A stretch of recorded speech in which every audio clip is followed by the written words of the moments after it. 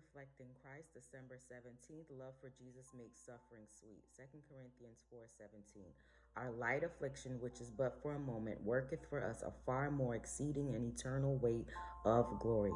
Jesus does not present to his followers the hope of attaining earthly glory and riches, and of having a life free from trial, but he presents to them the privilege of walking with their master in the paths of self-denial and reproach because the world knows them not. In an unpitying confederacy, evil men and evil angels arrayed themselves against the Prince of Peace.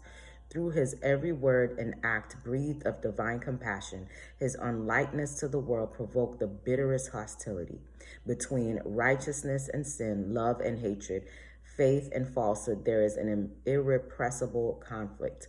When one presents the love of Christ and the beauty of holiness, he is drawing away the subjects of Satan's kingdom, and the prince of evil is aroused to resist it.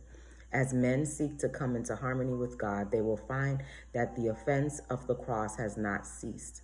Principalities and powers and wicked spirits in high places are arrayed against all who yield obedience to the law of heaven.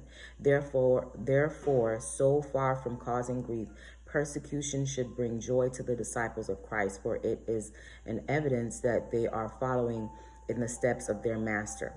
While the Lord has not promised his people exemption from trials, he has promised them that which is far better. He has said, "As thy days, so shall thy strength be." If you are called to go through the fiery furnace for his sake, Jesus will be by your side, even as he was with the faithful three in Babylon.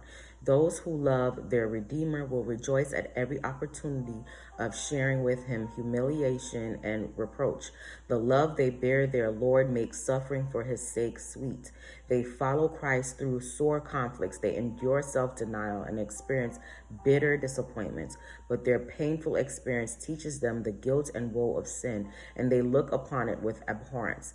Being partakers of Christ's sufferings, they are destined to be partakers of his glory. In holy vision, the prophet saw the triumph of the people of God. He says, "I saw as it were a sea of glass mingled with fire, and them that had gotten the victory stand on the sea of glass, having the harps of God. And they sing the song of Moses, the servant of God, and the song of the Lamb, saying, Great and marvelous are thy works, Lord God Almighty." Hope you have a great day today. Reflect Christ.